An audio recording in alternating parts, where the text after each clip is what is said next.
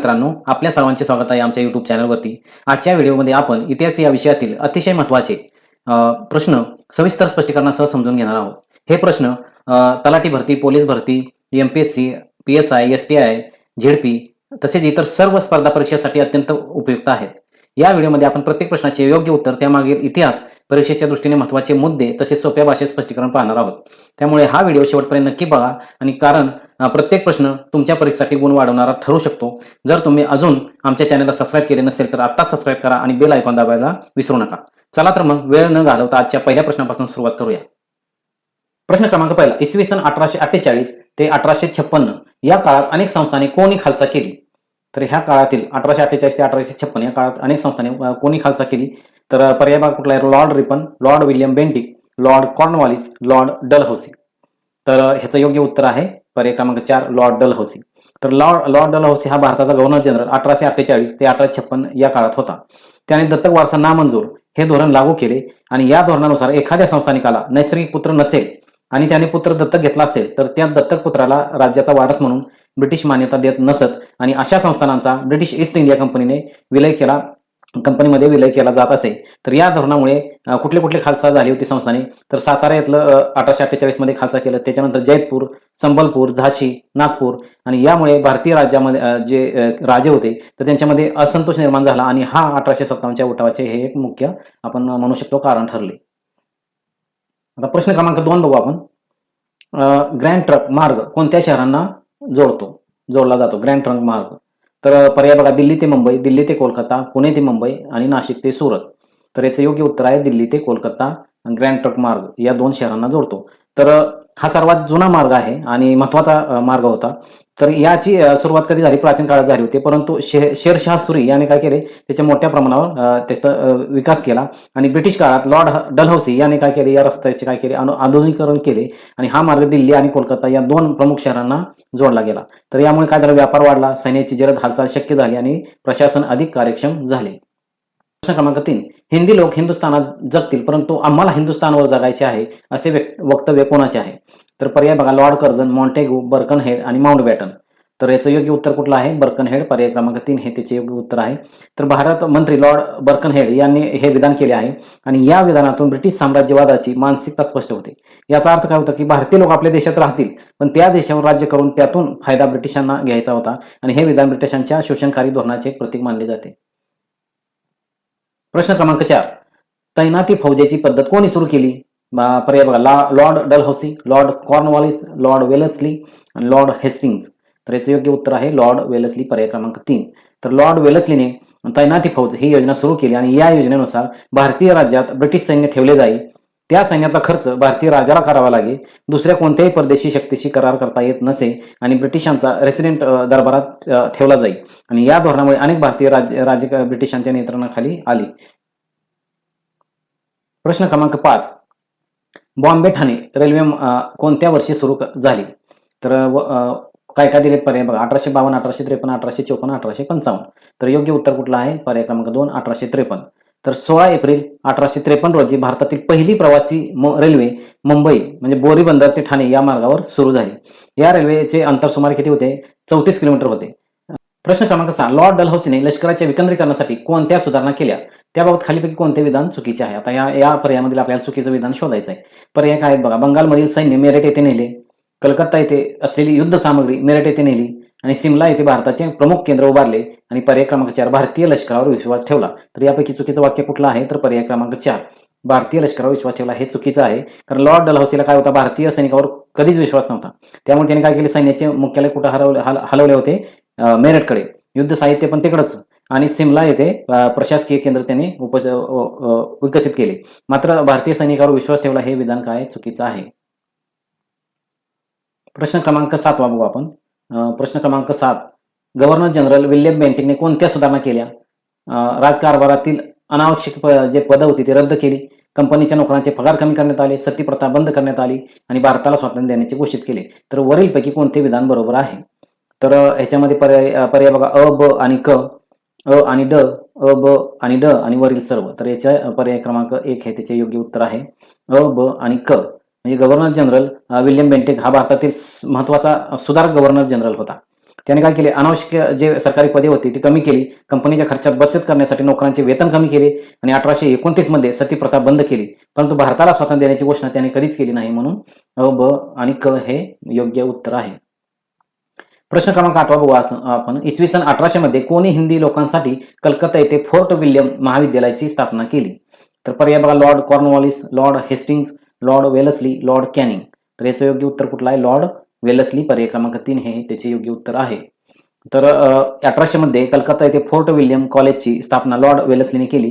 त्याचा उद्देश काय होता की ब्रिटिश अधिकाऱ्यांना भारतीय भाषा शिकवणे आणि प्रशासन अधिक कार्यक्षम करणे. प्रश्न क्रमांक 9, शासकीय कर्मचाऱ्यावर राष्ट्रीय काँग्रेसची सन्मान ठेवण्यास कोणी बंदी घातली? पर्याय कुठले आहेत? Lord Canning, Lord Dufferin, Lord Ripon आणि A.O. ह्यूम. तर योग्य पर्याय कुठला आहे? पर्याय क्रमांक 2 लॉर्ड डफरिन. तर राष्ट्रीय काँग्रेसची स्थापना कधी झाली? 1885 मध्ये. आणि काँग्रेसच्या वाढत्या प्रभावामुळे लॉर्ड डफरिनने सरकारी कर्मचाऱ्यांना काँग्रेसची सन्मान ठेवण्यास बंदी घातली आणि त्याला काँग्रेस ही ब्रिटिश सत्तेसाठी धोकादायक संघटना वाटत होती, म्हणून त्याने काय केलं, हे बंदी घातलेली आहे. प्रश्न क्रमांक 10 बघू आपण. प्रश्न क्रमांक 10, कॉर्नवॉलिसने प्रत्येक जिल्ह्याच्या आकारमानानुसार लहान विभाग करून प्रत्येक विभागावर कोणते हिंदुस्थानी अधिकारी नेमले? तर पर्याय कुठले आहे? मुलकी पाटील, दरोगा, जिल्हाधिकारी आणि तलाठी. तर पर्याय क्रमांक 2 हे त्याचे योग्य उत्तर आहे, दरोगा. तर लॉर्ड कॉर्नवॉलिसने काय केले? पोलीस व्यवस्थेत सुधारणा केली. त्याने काय केले? प्रत्येक जिल्ह्याचे लहान भाग केले आणि प्रत्येक भागावर दरोगा नेमला. आणि दरोगा हा पोलीस प्रशासनाचा काय होता? प्रमुख अधिकारी होता. आणि यामुळे कायदा आणि सुव्यवस्था राखण्यास मदत झाली. प्रश्न क्रमांक 11, वृत्तपत्रांच्या स्वातंत्र्यावर गदा आणणारा भारतीय भाषा वृत्तपत्र कायदा 1878 कोणी मंजूर केला? तर पर्याय बघा, Lord Ripon, Lord Lytton, Lord Curzon, Lord Canning. तर याचं योग्य उत्तर आहे पर्याय क्रमांक 2 लॉर्ड लिटन. तर 1878 मध्ये लॉर्ड लिटन यांनी काय केलं? व्हर्नॅक्युलर प्रेस ऍक्ट म्हणजे काय? भारतीय भाषा वृत्तपत्र कायदा लागू केला, व्हर्नॅक्युलर ऍक्ट. आणि या कायद्याचा काय उद्देश होता की भारतीय भाषेतील वृत्तपत्रावर नियंत्रण ठेवणे. आणि त्या काळात मराठी, हिंदी, बंगाली, उर्दू इत्यादी भाषातील वर्तमानपत्रे काय केली? ब्रिटिश सरकारच्या अन्यायकारक धोरणावर कठोर टीका करत होती, म्हणून ही टीका थांबवण्यासाठी हा कायदा करण्यात आला. आणि या कायद्यानुसार भारतीय भाषेतील वर्तमानपत्रावर बंदी लादण्यात आली आणि सरकार विरोधी मजकूर छापल्यास वृत्तपत्र बंद करण्याचा अधिकार सरकारला मिळाला. आणि इंग्रजी वृत्तपत्रांना मात्र या कायद्यातून सूट होती. त्यामुळे भारतीय पत्रकारांनी या कायद्याला काळा कायदा असेही संबोधले होते. प्रश्न क्रमांक 12, तैनाती फौजेसंबंधी खाली दिलेल्या विधानापैकी कोणते विधान चुकीचे आहे? चुकीचे आपल्याला निवडायचं आहे. तर हिंदी राजांना ईस्ट इंडिया कंपनीच्या अधिपत्याखाली आणण्याचा प्रयत्न केला. त्याच्यानंतर पर्याय क्रमांक 2, कंपनीच्या प्रदेशात वाढ करण्यासाठी केलेल्या प्रयत्नांना मदत झाली. पर्याय क्रमांक 3, तैनाती फौजेमुळे दुसरे इंग्रज मराठा युद्ध झाले. तर पर्याय क्रमांक 4, लॉर्ड रिपनने तैनाती फौजेची योजना सुरू केली. तर याचं चुकीचं पर्याय कुठला आहे? पर्याय क्रमांक 4, लॉर्ड रिपनने तैनाती फौजेची योजना सुरू केली. तर तैनाती फौज ही योजना कोणी आणली होती? लॉर्ड वेलस्ली यांनी 1798 मध्ये सुरू केली होती. आणि या योजनेनुसार भारतीय राज्यात ब्रिटिश सैन्य ठेवले जाईल आणि त्याचा खर्च पण राजाला करायचा होता. आणि ब्रिटिशांच्या परवानगीशिवाय इतर कोणत्याही परदेशी सत्तेशी संबंध ठेवता येत नव्हता, म्हणून लॉर्ड रिपनने ही योजना सुरू केली. हे विधान काय आहे? टोटली चुकीचं आहे. प्रश्न क्रमांक 13, विल्यम बेंटिक याच्या काळात भारतीय लोकांना शिक्षण देण्यासंबंधी 2 परस्पर विरोधी मतप्रवाह होते, ते योग्य ओळखा. तर काय दिलेलं आहे? Sir H.A. विल्सन भारतीयांना पौर्वात्य शिक्षण द्यावे, डेव्हिड हेयर भारतीयांना देशी शिक्षण द्यावे, सर चार्ल्स ट्रेव्हलियन भारतीयांना पाश्चात्य शिक्षण द्यावे आणि लॉर्ड एल्फिन्स्टन मातृभाषेतून शिक्षण द्यावे. तर पर्याय बघा कुठले कुठले आहेत? फक्त अ बरोबर, फक्त ड बरोबर, फक्त अ आणि क बरोबर, ब आणि ड बरोबर, असे 4 पर्याय आहेत. तर त्यातला पर्याय क्रमांक 3 हे योग्य पर्याय आहे, अ आणि क. तर विल्यम बेंटिक याच्या काळात भारतीय लोकांना शिक्षण देण्यासंबंधी 2 परस्पर विरोधी मतप्रवाह कुठले झाले होते? अ, सर H.A. विल्सन भारतीय पौर्वात्य शिक्षण द्यावे आणि क, सर चार्ल्स ट्रेव्हलियन भारतीयांना पाश्चात्य शिक्षण द्यावे. प्रश्न क्रमांक 14 बघू आपण. तर लॉर्ड डलहौसीने संस्थाने खालसा करताना दत्तक वारसा नामंजूर हे धोरण स्वीकारले होते. हे धोरण पूर्वी खाली दिलेल्या गव्हर्नर जनरलपैकी कोणत्या गव्हर्नर जनरलने स्वीकारले होते? तर त्याचं पर्याय कुठले कुठले आहेत बघा, लॉर्ड ऑकलंड, लॉर्ड बेंटिक, पर्याय नंबर 3 कुठला आहे? लॉर्ड कॉर्नवॉलिस आणि लॉर्ड रिपन.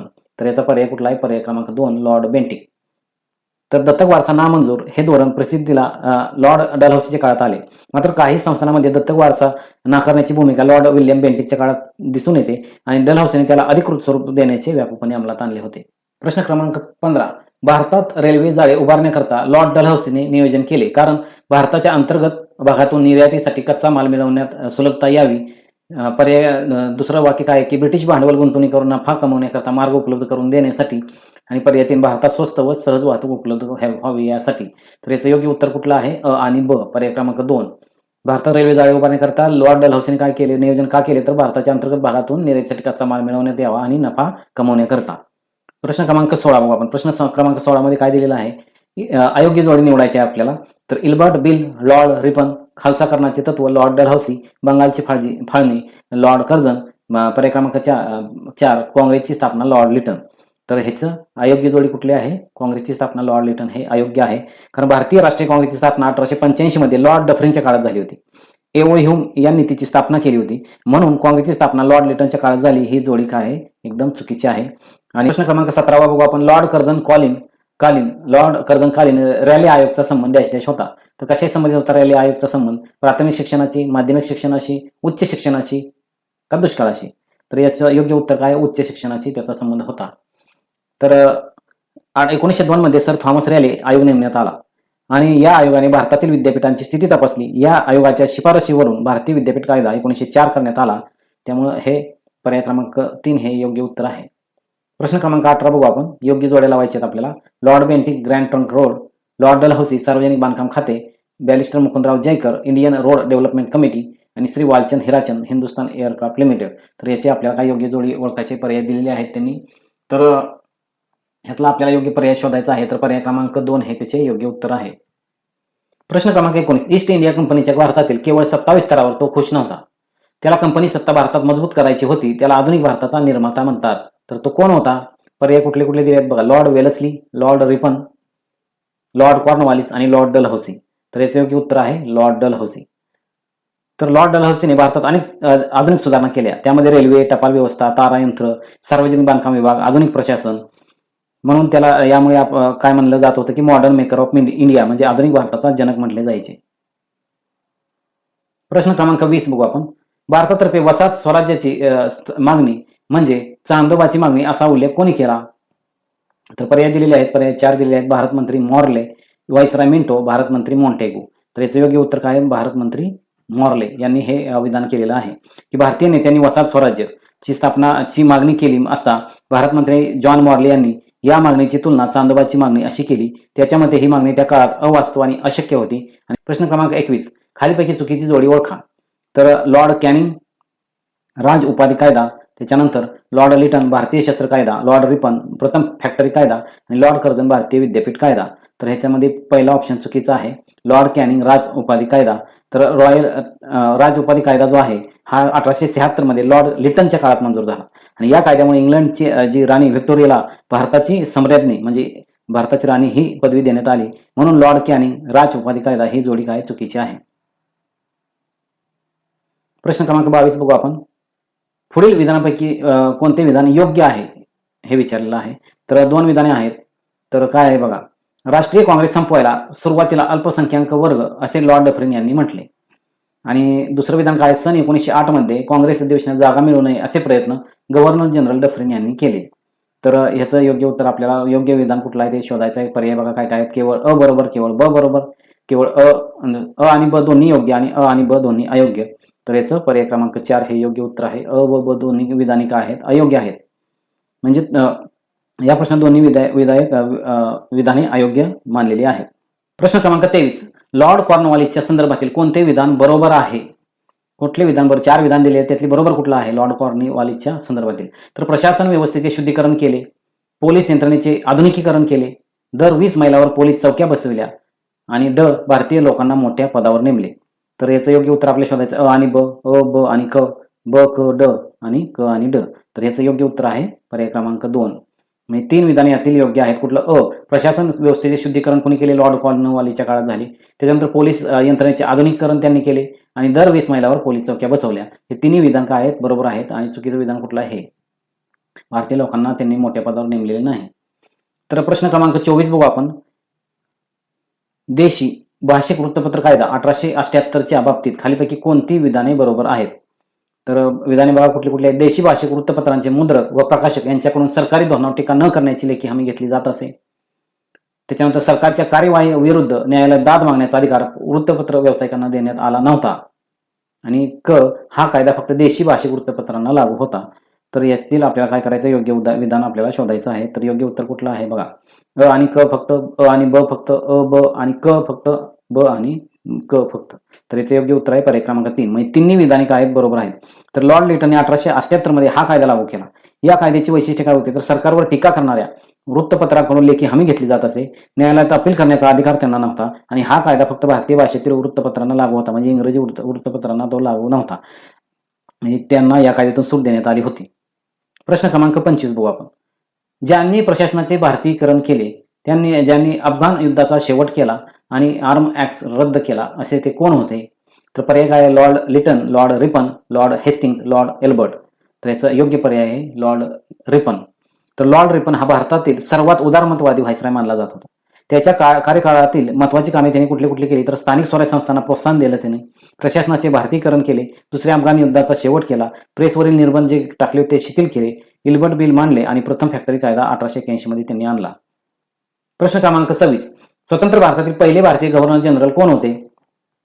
तर पर्याय बघा, लॉर्ड माउंटबॅटन, सी राजगोपालाचारी, पर्याय क्रमांक 3 राजेंद्र प्रसाद आणि वॉरन हेस्टिंग्ज.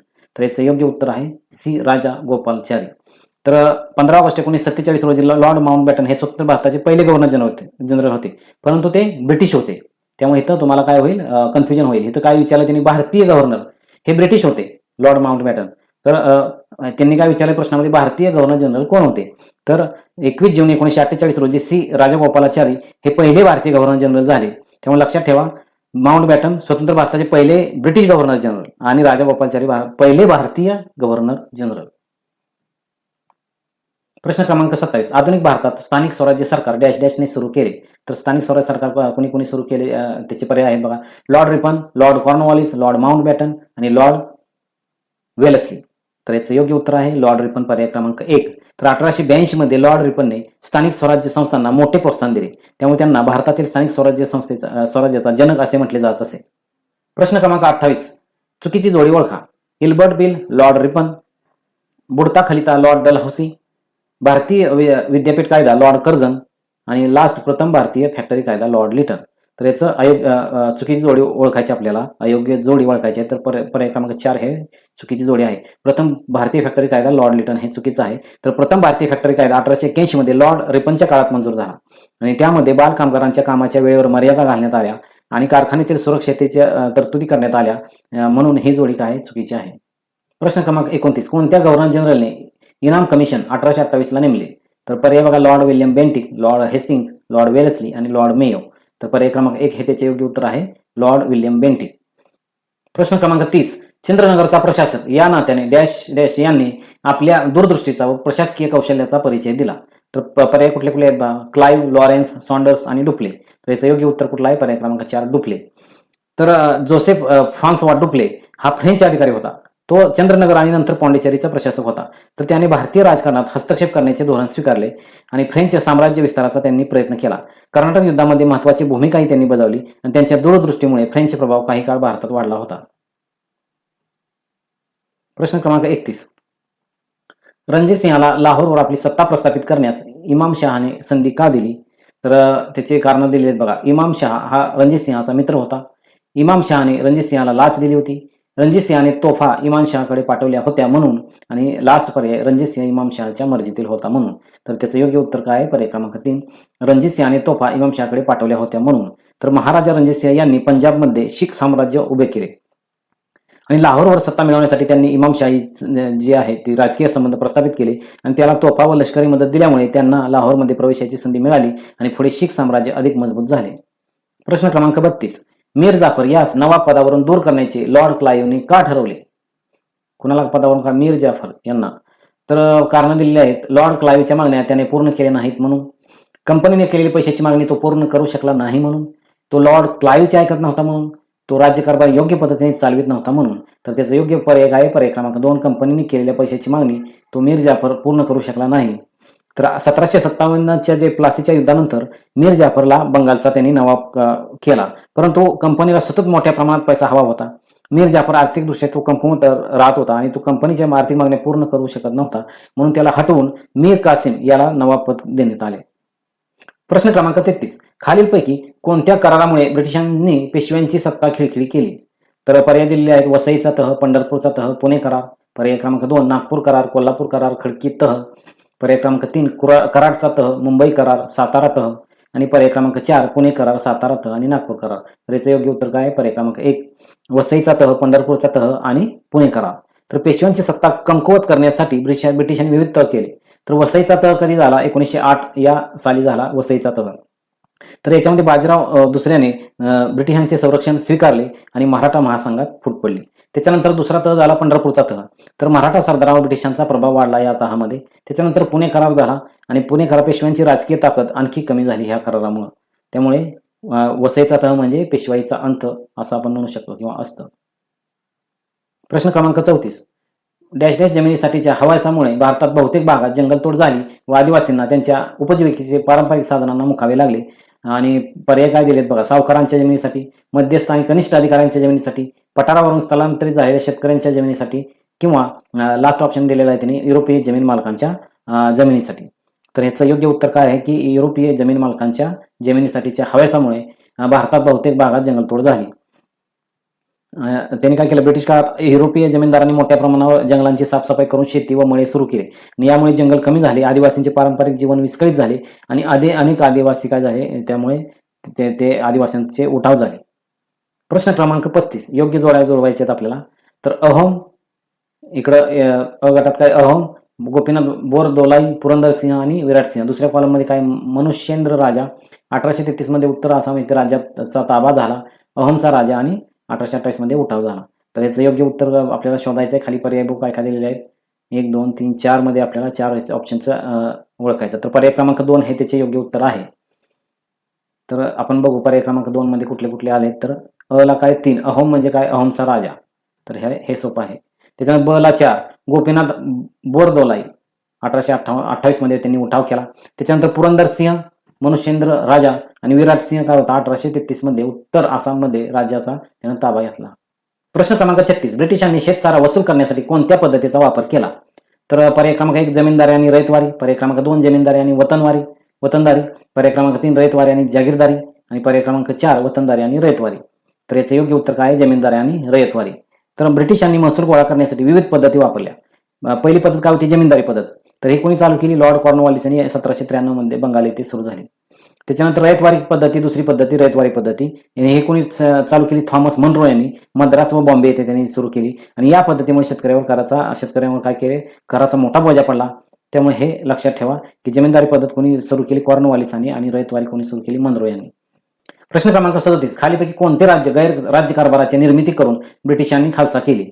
तर याचं योग्य उत्तर शोधायचं नागपूर, सातारा, अवध आणि झाशी. तर याचं योग्य उत्तर आहे अवध. प्रश्न क्रमांक 38, भारतीय रेल्वे म्हणजे ब्रिटिशांची दूधगंगा किंवा दुभती गाय होती असे पुढीलपैकी कोणी म्हटले आहे? तर पर्याय बघा दादाभाई नौरोजी, फिरोजशाह मेहता, जगन्नाथ शंकर शेठ आणि पंडित जवाहरलाल नेहरू. तर याचं योग्य उत्तर कुठलं आहे? दादाभाई नौरोजी, पर्याय क्रमांक 1. तर दादाभाई नौरोजी यांनी थिअरी हा सिद्धांत मांडला. तर त्यांच्या मते भारतातील रेल्वेचा जास्त फायदा ब्रिटिशांना झाला आणि भारतातील संपत्ती इंग्लंडमध्ये जात होती. रेल्वे ही ब्रिटिशांसाठी नफा कमवणारी एक व्यवस्था होती म्हणून त्यांनी काय म्हणले? ब्रिटिशसाठी ती काय? दूधगंगा आहे. प्रश्न क्रमांक 39, भारतीय राष्ट्रवादाच्या उदयास कारणीभूत असलेली संस्थान चळवळ कशाशी संबंधित होती? कुठली चळवळ? संस्थान चळवळ. तर ती कशाशी संबंधित होती हे आपल्याला विचारलंय त्यांनी. तर पर्याय बघा आदिवासींच्या जमीन लागवडीसाठी, पर्याय क्रमांक 2 आदिवासींच्या पुरातन सामाजिक रूढींशी, आदिवासींच्या शिक्षणाशी आणि आदिवासींच्या राजकीय गटाशी. तर याचं पर्याय क्रमांक 1 हे बरोबर उत्तर आहे. संस्थान चळवळ ही आदिवासींच्या जमीन लागवडीशी संबंधित होती. तर संस्थान चळवळ कधी सुरू झाली? 1855 ते 1856 आणि हा आदिवासींच्या जमिनीच्या हक्कासाठी उठाव झाला होता. आणि संस्थानानं काय झालं की सावकारांचा छळ होत होता, जमीनदाराचे शोषण होत होते, ब्रिटिश महसूल धोरण तिथं चालू होते, याचा सामना करावा लागत होता. त्यामुळे त्यांनी ब्रिटिशाविरुद्ध मोठा उठाव केला. त्यामुळे हे लक्षात ठेवा. प्रश्न क्रमांक 40, पालेकरांचा उठाव डॅश डॅश या भागात झाला. पर्याय बघा दक्षिण भारत, उत्तर भारत, गुजरात, ओरिसा. तर याचं योग्य उत्तर कुठलं आहे? दक्षिण भारत, पर्याय क्रमांक 1. तर पालेकर हे दक्षिण भारतातील स्थानिक सरदार होते आणि ब्रिटिशांनी त्यांचे अधिकार काढून घेतल्यामुळे त्यांनी उठाव केला आणि हा उठाव विशेषतः तमिळनाडू, कर्नाटक या भागात झाला आणि हा ब्रिटिशांविरुद्धच्या सुरुवातीचा काय होता? एक सशस्त्र संघर्षापैकी एक संघर्ष मानला जात होता, पालेकरांचा उठाव. प्रश्न क्रमांक 41, चंपारण येथील शेतकऱ्यांचा लढा डॅश डॅशशी संबंधित होता. त्याचे पर्याय दिलेले आहेत ऊस, कापूस, भात, नीळ. तर ह्याचं योग्य उत्तर कुठलं आहे? पर्याय क्रमांक 4 नीळ. तर चंपारण्य म्हणजे बिहार येथे असलेले येथे काय झाले, ब्रिटिशांनी शेतकऱ्यांना नीळ पिकवण्यास सक्ती केली होती आणि यामुळे शेतकऱ्यांचे मोठे आर्थिक नुकसान झाले. सुपीक जमीन अन्नधान्याऐवजी नीळ लागवडीसाठी वापरली जाऊ लागली. सावकार आणि इंग्रज अधिकाऱ्यांचा छळ वाढला आणि 1917 मध्ये महात्मा गांधींनी चंपारण्य सत्याग्रह करून त्यांनी काय केले, शेतकऱ्यांना न्याय मिळवून दिला आणि हा गांधीजींचा भारतातील पहिला यशस्वी सत्याग्रह मानला जातो. प्रश्न क्रमांक 42 बघू आपण. महाराष्ट्रात डॅश डॅश साली शेतकऱ्यांनी जमीनदार व सावकार यांच्या विरुद्ध उठाव केला. तर कुठल्या साली? 1860, 1873, 1875, 1905. तर योग्य उत्तर कुठलं आहे? 1875, पर्याय क्रमांक 3. तर 1857 मध्ये डेक्कन राईट्स झाला आणि हे राईट्स म्हणजे दंगे विशेषतः पुणे, अहमदनगर या भागात झाले, कारण सावकारांचे शोषण, जास्त व्याजदर, कर्जबाजारीपणा, महसुलांचा बोजा आणि या उठावानंतर काय झालं, ब्रिटिशांनी हा कायदा लागू केला. प्रश्न क्रमांक 43. 1857 मध्ये इंग्रजाविरुद्ध सर्वत्र वातावरण निर्मिती झाली असताना समाजातील सर्व वर्गांना एकत्र आणून लढा तीव्र करण्याचे काम कोणी केले? तर त्याचे पर्याय बघा. तात्या टोपे, नानासाहेब पेशवे, बहादूर शाह जफर आणि अजीमुल्ला. तर अजीमुल्ला खान, पर्याय क्रमांक 4 हे त्याचं योग्य उत्तर आहे. हे काय, नानासाहेब पेशव्यांचे काय होते? सल्लागार होते. त्यांनी काय केलं, विविध संस्थांमध्ये संपर्क साधला, इंग्रजाविरुद्ध जनमत तयार केले, हिंदू मुस्लिम ऐक्याचा प्रचार केला, उठावांची काय केली, गुप्त योजना तयार करण्यात मदत केली. म्हणून 1857च्या उठावात त्यांचे महत्वाचे योगदान मानले जाते. म्हणून लक्षात ठेवा, अजीमुल्ला 1857चा रणनीतिकार होता. प्रश्न क्रमांक 44. भिल्लांचा उठाव डॅश डॅश येथे झाला. पर्याय बघा. पुणे, खानदेश, मुंबई, कोकण. तर कुठं झाला? खानदेश. पर्याय क्रमांक 2 हे त्याचे योग्य उत्तर आहे. तर ब्रिटिशांच्या अन्यायकारक महसूल धोरणामुळे आणि जंगलावरील निर्बंधामुळे खानदेशातील भिल्लांनी उठाव केला आणि याचे प्रमुख नेते कोण होते? काशीजी नाईक, भीमा नाईक, भागोजी नाईक. आणि या उठावाने ब्रिटिशांना मोठे आव्हान निर्माण केले होते. प्रश्न क्रमांक 45. इसवी सन 1857च्या उठावाच्या दरम्यान आणि नंतर भारतीयांचे मुख्य उद्दिष्ट कोणते होते? तर पर्याय बघा. इंग्रजांना संपुष्टात आणणे, इंग्रजांना सहकार्य करणे, इंग्रजांना विरोध करणे आणि वरीलपैकी कोणतेही नाही. तर पर्याय क्रमांक 1 हे त्याचे उत्तर आहे की इंग्रजांना काय करायचं? संपुष्टात आणणे. तर 1857च्या उठावाचा मुख्य उद्देश होता इंग्रजांची सत्ता संपवायची, भारतीय राज्यकर्त्यांचे अधिकार परत मिळवायचे आणि धार्मिक आणि सामाजिक स्वातंत्र्याचे रक्षण करायचे. तर जरी हा उठाव अपयशी ठरला असला तरी भारतीय स्वातंत्र्य लढ्याचा पाया याच उठावातून मजबूत झाला होता. प्रश्न क्रमांक 46. 1857च्या उठावाचे तत्कालीन कारण होते. कुठले होते कारण? तर पर्याय क्रमांक 1 गायीची व डुकराची चरबी लावलेल्या काळतुशांचा उपयोग झाला होता. पर्याय क्रमांक 2 अनेक संस्थांनी खालसा झाली होती. पर्याय क्रमांक 3 ख्रिश्चन धर्मप्रसार चालू होता आणि पर्याय क्रमांक 4 पदव्या, वेतने आणि पेन्शन रद्द झाली होती. तर याचं योग्य उत्तर काय? पर्याय क्रमांक 1 गायीची व डुकराची चरबी लावलेल्या काळतुशांचा उपयोग झाला म्हणून काय झाले, ते तत्कालीन कारण होते.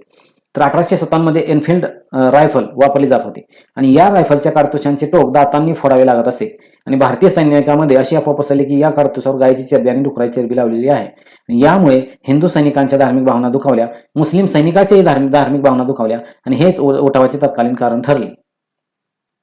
प्रश्न क्रमांक 47. 1857च्या उठावास काय कारणीभूत झाले? तर पर्याय दिले. डलहौसीचे आक्रमक धोरण, त्याच्यानंतर सामाजिक व धार्मिक जीवनातील हस्तक्षेप, त्याच्यानंतर सैनिकातील असंतोष आणि कंपनी काळातील राज्यविस्तार. तर याचे योग्य पर्याय दिले बघा. अ व ब, ब व क, अ ब व क, अ ब क व ड. तर याचं योग्य उत्तर कुठलं आहे? पर्याय क्रमांक 4. तर चारही कारणीभूत झालेली आहेत. तर 1857चा उठाव हा एका कारणामुळे झाला नव्हता. राजकीय कारणे भरपूर होते. संस्थाने खालसा झालेली होती, राज्यविस्तार चालू होता, त्याच्यानंतर सामाजिक कारणे म्हणलं तर सतीबंदी कायदा झाला आणि धार्मिक हस्तक्षेपाची भीती त्या समाजामध्ये आपल्या भारतीयांमध्ये होती आणि आर्थिक कारणे काय होती? तर महसूल वाढ झाला होता, शेतकऱ्यांचे शोषण चालू होते आणि लष्करी कारणे म्हणलं तर काडतुसे जे होती ते डुकराची चरबी आणि गायची चरबीची होती आणि कमी वेतन लष्करांना मिळायचे आणि भेदभाव होत होता लष्करामध्ये. म्हणून चारही विधाने योग्य आहेत. प्रश्न क्रमांक 48 बघू आपण. 1857च्या उठावात स्वातंत्र्य युद्ध असे कोणी संबोधले? तर पर्याय दिलेले आहेत. प्राध्यापक न र Phatak, P E Roberts, doctor R C Mujumdar आणि विनायक दामोदर सावरकर. तर याचे योग्य उत्तर आहे पर्याय क्रमांक 4 विनायक दामोदर सावरकर. तर स्वातंत्र्यवीर विनायक दामोदर सावरकर यांनी आपल्या प्रसिद्ध ग्रंथात 1857च्या उठावाला भारताचे पहिले स्वातंत्र्य युद्ध असे म्हटले आणि त्यांनी हा उठाव केवळ शिपायाचे बंड नसून राष्ट्रीय स्वातंत्र्याचा संघर्ष असल्याचे प्रतिपादन केले. प्रश्न क्रमांक 49. इसवी सन 1857च्या उठावाचे वैशिष्ट्य म्हणजे काय होते? डॅश डॅश ऐक्य होते. हिंदू मुस्लिम, त्याच्यानंतर मराठा शीख, इंग्रज मुस्लिम आणि पर्याय क्रमांक 4 काय? इंग्रज मराठा. तर पर्याय ह्याचं योग्य उत्तर कुठलं आहे? हिंदू मुस्लिम, पर्याय क्रमांक 1. तर 1857च्या उठावाचे वैशिष्ट्य म्हणजे हिंदू मुस्लिमांचे ऐक्य. तर 1857च्या उठावात हिंदू, मुस्लिम, शिपाई, शेतकरी, काही संस्थानिक हे सर्व एकत्र आले होते आणि यामुळे ब्रिटिशांना प्रथमच व्यापक लोकप्रतिरोधाचा काय झाला? सामना करावा लागला. हे हिंदू मुस्लिम ऐक्य भारतीय राष्ट्रीय चळवळीच्या इतिहासातील महत्वाचा टप्पा मानला जातो. प्रश्न क्रमांक 50 बघू आपण. इसवी सन 1857च्या उठावानंतर कोणत्या तारखेस भारताचा कारभार ईस्ट इंडिया कंपनीकडून इंग्लंडच्या राणीकडे हस्तांतरित करण्यात आला? तर पर्याय बघा, 1 डिसेंबर 1859, 1 डिसेंबर 1858, 1 नोव्हेंबर 1857 आणि 1 नोव्हेंबर 1858. तर त्याचं पर्याय नंबर 4 हे योग्य उत्तर आहे, 1 नोव्हेंबर 1858. तर 1857चा उठाव दडपल्यानंतर ब्रिटिश संसदेने म्हणजे गव्हर्नमेंट ऑफ इंडिया ऍक्ट 1858 मंजूर झाला आणि या कायद्यामुळे ईस्ट इंडिया कंपनीची सत्ता काय झाली, संपुष्टात आली. भारताचा कारभार थेट ब्रिटिश राणीच्या नियंत्रणाखाली गेला आणि 1 नोव्हेंबर 1858 रोजी राणी व्हिक्टोरियाचा जाहीरनामा प्रसिद्ध करण्यात आला आणि लॉर्ड कॅनिंग हा भारताचा पहिला व्हाईसरॉय बनला. प्रश्न क्रमांक 51 बघू आपण. सन 1858च्या राणीच्या जाहीरनाम्यानुसार कोणत्या धोरणाचा अंत करण्यात आला? तर पर्याय बघा, विस्तारवादी, साम्राज्यवादी, वसाहतवादी आणि दहशतवादी. तर त्याचा पर्याय क्रमांक 1 हे योग्य उत्तर आहे. तर 1 नोव्हेंबर 1858 रोजी राणी व्हिक्टोरियाचा जाहीरनामा प्रसिद्ध झाला आणि या जाहीरनाम्यात ब्रिटिश सरकारने भारतीय संस्थानाचे विनाकारण विलिनीकरण करणार नाही असे जाहीर केले. यामुळे विस्तारवादी धोरणाचा अंत झाला. प्रश्न क्रमांक 52. 1857च्या उठावाचा एक सामाजिक परिणाम कोणता? तर लष्करी व्यवस्थेत बदल झाला, ईस्ट इंडिया कंपनी सरकारचे राज्य संपुष्टात आले, नवे उद्योगधंदे व व्यापार पद्धतीत वाढ झाली आणि पर्याय क्रमांक 4 काय की हिंदू मुस्लिम ऐक्याला तडा गेला. तर कुठला परिणाम झाला सामाजिक परिणाम? तर हिंदू मुस्लिम ऐक्याला काय झाला, तडा गेला. पर्याय क्रमांक 4 हे त्याचे योग्य उत्तर आहे.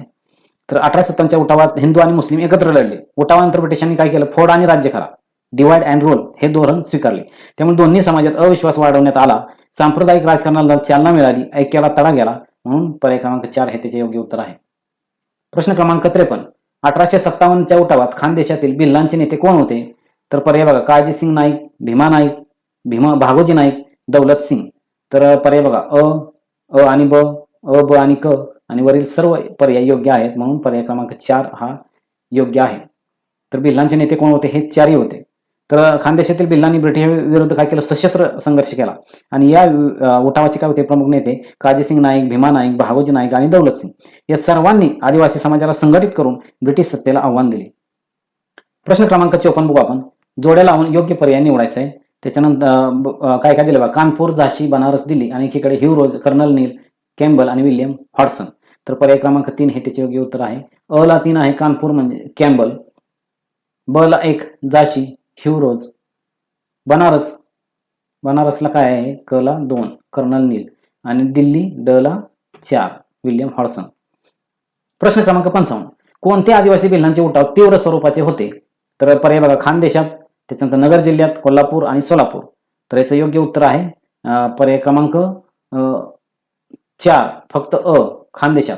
तर खानदेशात आदिवासी भिल्लांचे उठाव काय होते, तीव्र स्वरूपात होते. आणि भिल्लांचे प्रमुख उठाव कुठे झाले होते? खानदेश, नगर जिल्हा, पण तीव्र स्वरूपात कुठे होते? खानदेशामध्ये. तर या उठावाचे कारण काय होते की जंगलावरील निर्बंध, महसूल आणि ब्रिटिशांचे शोषण. प्रश्न क्रमांक 56. 1857 ची घटना स्वातंत्र्य युद्ध नव्हते हे डॅश डॅश यांनी म्हटले. तर याचे पर्याय बघा, एन.आर. फाटक, के.एम. पानिक्कर, डॉक्टर ताराचंद आणि जवाहरलाल नेहरू. तर पर्याय क्रमांक 1 हे त्याचे योग्य उत्तर आहे. की इतिहासकारामध्ये 1857च्या उठावाबद्दल मतभेद आहेत. एन.आर. फाटक यांच्या मते हा उठाव राष्ट्रीय स्वातंत्र्य युद्ध नव्हते, तर दुसरीकडे विनायक दामोदर सावरकर यांनी त्याला भारताचे पहिले स्वातंत्र्य युद्ध असे संबोधले होते. तर यातला फरक लक्षात ठेवा तुम्ही. प्रश्न क्रमांक 57 बघू आपण. संथाळांचा राग शांत करण्यासाठी ब्रिटिश सरकारने कोणता स्वतंत्र जिल्हा निर्माण केला?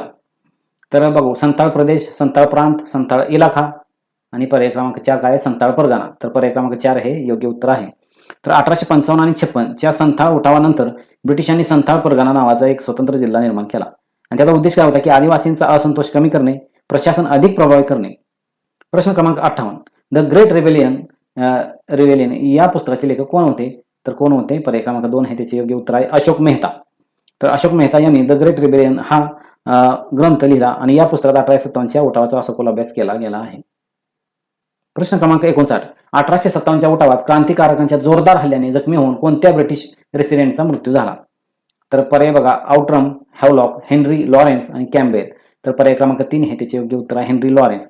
तर लखनौच्या वेढ्या दरम्यान हेनरी लॉरेन्स गंभीर जखमी झाले आणि काही दिवसांनी त्यांचा मृत्यू झाला. ते लखनौ येथे ब्रिटिश प्रशासनाचे प्रमुख अधिकारी होते. प्रश्न क्रमांक 60. वासुदेव बळवंत फडके डॅश डॅश खात्यात लिपिक होते. तर याचं योग्य उत्तर बघा, लष्करी, टपाल, संरक्षण खाते, रेल्वे खाते. तर लष्करी खात्यामध्ये ते लिपिक होते. कोण? वासुदेव बळवंत फडके. यांनी सुरुवातीला काय केलं, लष्करी खात्यात लिपिक म्हणून काम केले. नंतर त्यांनी ब्रिटिशांविरुद्ध सशस्त्र क्रांतीचा मार्ग स्वीकारला. त्यांना भारतीय सशस्त्र क्रांतीचे जनक असेही म्हटले जाते. प्रश्न क्रमांक 61. 61 1857च्या क्रांतीच्या कोणत्या नेत्याने नेपाळमध्ये आश्रय घेतला होता? तर पर्याय बघा, झाशीची राणी लक्ष्मीबाई, नानासाहेब, तात्या टोपे आणि कुंवरसिंह. तर योग्य पर्याय आहे नानासाहेब. तर 1857च्या उठाव अपयशी झाल्यानंतर नानासाहेब पेशवे यांनी नेपाळमध्ये आश्रय घेतल्याचे मानले जाते. आणि प्रश्न क्रमांक 62 62 1857च्या उठावानंतर इंग्रजी सैनिकांचे हिंदी सैनिकाशी ठेवलेले प्रमाण डॅश डॅश एवढे होते? तर 1:2, 1:3, 1:4, 1:5. तर पर्याय क्रमांक 1 हे त्याचे योग्य उत्तर आहे, 1:2. तर 1857च्या उठावानंतर ब्रिटिशांनी सैन्याची पुनर्रचना केली. त्यांनी इंग्रजी सैनिकांची संख्या वाढवली आणि भारतीय सैनिकांची संख्या कमी केली आणि 1:2 असे प्रमाण ठेवले. प्रश्न क्रमांक 63 लखनौ येथील 1857च्या उठावाचे नेतृत्व डॅश डॅश यांनी केले होते? तर पर्याय कुठले आहे? अवधच्या बेगम, बडी बेगम, बेगम साहिबा आणि बेगम ताज. तर याचं योग्य उत्तर कुठलं आहे? अवधच्या बेगम. तर लखनौ येथे 1857च्या उठावाचे नेतृत्व बेगम हजरत महल म्हणजे अवधच्या बेगम यांनी केले आणि त्यांनी इंग्रजांविरुद्ध संघर्ष केला. आपल्या अल्पवयीन मुलगा बिरजिस कादरला गादीवर बसवले आणि अवधमध्ये स्वातंत्र्य टिकवण्याचा त्यांनी प्रयत्न केला. त्या 1857च्या उठावातील सर्वात धाडसी महिला म्हणून ओळखल्या जातात. विद्यार्थी मित्रांनो, आज आपण इतिहास या प्रश्नातील 63 प्रश्न सविस्तर समजून घेतले आणि यासह ब्रिटिश गव्हर्नर जनरल, त्याच्यानंतर 1857चा उठाव या घटकावरती आपण प्रश्न पूर्ण केलेले आहेत, स्पष्टीकरण त्याचे. आणि हे प्रश्न PSI, STI, तलाठी भरती, JP भरती, पोलीस भरती आणि इतर स्पर्धा परीक्षेसाठी अत्यंत उपयुक्त आहेत. तर नियमित याची पुनरावृत्ती करा, कारण यातील अनेक प्रश्न वारंवार विचारले गेलेले आहेत. त्यामुळे हा व्हिडिओ तुम्ही वारंवार बघा आणि तुम्हाला यश याच्यामध्ये नक्की भेटेल. धन्यवाद.